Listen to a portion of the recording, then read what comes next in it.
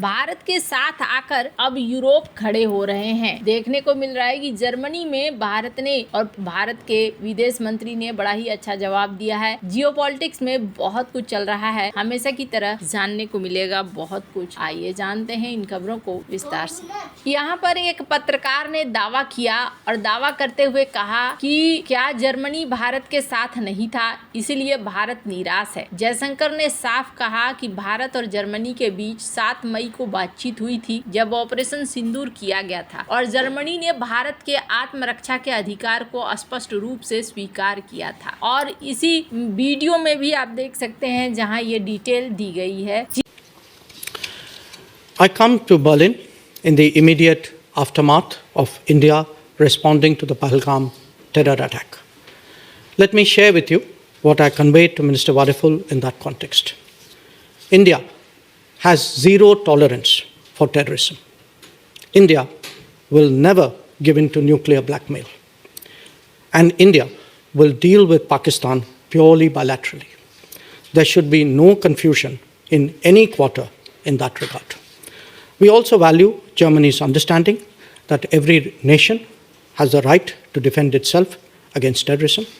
So once again, Minister Wadiful, Johan, thank you for the hospitality, for the very good discussion. इस तरीके से जयशंकर ने 23 मई 2025 को Berlin में एक संयुक्त प्रेस कॉन्फ्रेंस के दौरान जर्मन पत्रकार के सवाल का जवाब देते हुए कहा कि मुझे लगता है कि आप गलत सूचना पर आधारित हैं। पत्रकार ने पूछा था कि क्या भारत जर्मनी के ऑपरेशन सिंदूर के समर्थन की कमी से निराश है, तो जयशंकर ने कहा कि 7 मई को जब ऑपरेशन सिंदूर शुरू हुआ, भारत और जर्मनी के बीच में बातचीत हुई थी। ये एक सकारात्मक और समझदारी भरी बातचीत थी जिसमें जर्मनी ने भारत के आत्मरक्षा के अधिकार को स्वीकार किया। इसके अलावा पहलगाम हमले के बाद भी जर्मनी ने तुरंत एकजुटता व्यक्त की थी। जर्मन विदेश मंत्री जोहान वाडेफुल ने प्रेस कॉन्फ्रेंस में कहा कि हम 22 अप्रैल को भारत पर हुए क्रूर आतंकी हमलों को लेकर हमने बातें कही थी। जयशंकर ने भारत की आतंकवाद के प्रति शून्य सहनशीलता नीति को दोहराया और कहा कि भारत परमाणु ब्लैकमेल के आगे नहीं झुकेगा। उन्होंने ये भी साफ किया कि कश्मीर का मुद्दा भारत और पाकिस्तान के बीच द्विपक्षीय है, इसमें तीसरे पक्ष की मध्यस्थता की कोई गुंजाइश नहीं है।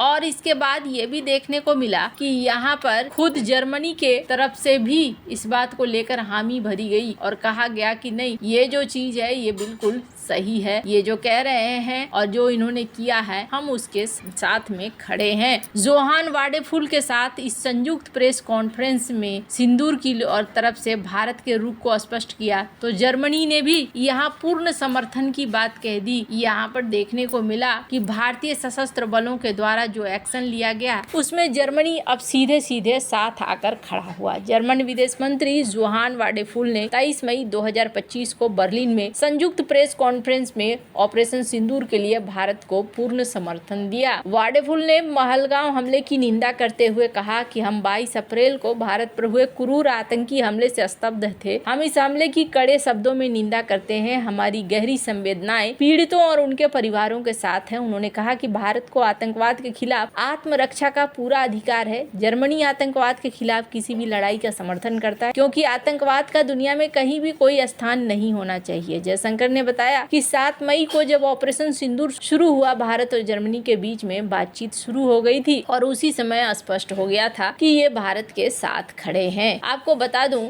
जर्मनी क्यों नहीं साथ खड़ा होगा। अभी जर्मनी ने न सिर्फ पहलगाम आतंकी हमले की निंदा करते हुए भारत के आतंकवाद के खिलाफ आत्मरक्षा के अधिकार का समर्थन किया, बल्कि इन्होंने कड़ी निंदा की जो घटनाएं हुई हैं। इसके साथ ही ये भी कहा गया कि हम यहाँ साझेदारी को और भी ज्यादा मजबूत करेंगे। ये जो तस्वीरें देख रहे हैं, ये तस्वीरें उसी जर्मनी यात्रा को लेकर है। 3 देशों की यूरोप दौरे पर निकले हुए हैं डॉक्टर एस जयशंकर और पहले क्रम पर जर्मनी पहुंचे हैं। वैसे आपको बता दूं, जहां एक तरफ जयशंकर इन बातों को कह रहे थे, वहीं देखने को मिल रहा था जर्मनी के हैम्बर्ग शहर में स्थित सेंट्रल रेलवे स्टेशन पर शुक्रवार को एक व्यक्ति ने चाकू से हमला करके कई लोगों को घायल कर दिया गया। 12 लोग चाकू अटैक में घायल हुए। पुलिस ने शुक्रवार शाम सोशल मीडिया साइट एक्स पर जारी एक पोस्ट में बताया कि हमले के एक संदिग्ध को गिरफ्तार कर लिया गया है। पुलिस ने तत्काल घायलों की संख्या और या संदिग्ध के पहचान के बारे में कोई जानकारी नहीं दी, लेकिन रिपोर्ट्स के मुताबिक 12 लोग घायल हुए हैं। यह वारदात जर्मनी के दूसरे सबसे बड़े शहर हैम्बर्ग के मुख्य इलाके में हुई है। यहीं पर सेंट्रल रेलवे स्टेशन है जो स्थानीय, क्षेत्रीय और लंबी दूरी की रेलगाड़ियों का प्रमुख केंद्र है। बताया जा रहा है कि एक शख्स ने वहां मौजूद लोगों पर चाकू से अटैक कर दिया। इसमें करीब 12 लोग घायल हुए हैं। पुलिस ने तुरंत ही कार्रवाई शुरू की। एक संदिग्ध को पकड़ा गया। पुलिस आगे की जांच कर रही है। अभी कितने लोग घायल हैं इसकी आधिकारिक पुष्टि नहीं की गई है। अब ये चीजें देखने को मिल रही है। सवाल ये पैदा होता है कि आखिरकार यूरोप के रंग रूप क्यों बदल रहे हैं? यूरोप में ये बड़ा बदलाव कैसे आ रहा है? तो यूरोप में इस बड़े बदलाव के पीछे कहीं न कहीं एक बड़ा कारण डोनाल्ड ट्रंप भी है। डोनाल्ड ट्रंप ने जिस तरीके से यूरोप के लिए एक बड़ी मुश्किल डोनाल्ड ट्रंप की तरफ से खड़ी की गई है। अभी हाल फिलहाल में टैक्स का दौर भी खत्म नहीं हुआ है और यूरोप को कहीं न कहीं छोड़ते हुए नजर आ रहे हैं डोनाल्ड ट्रंप। डोनाल्ड ट्रंप अब अपने देश के पैसों को बचाने में लगे हुए हैं।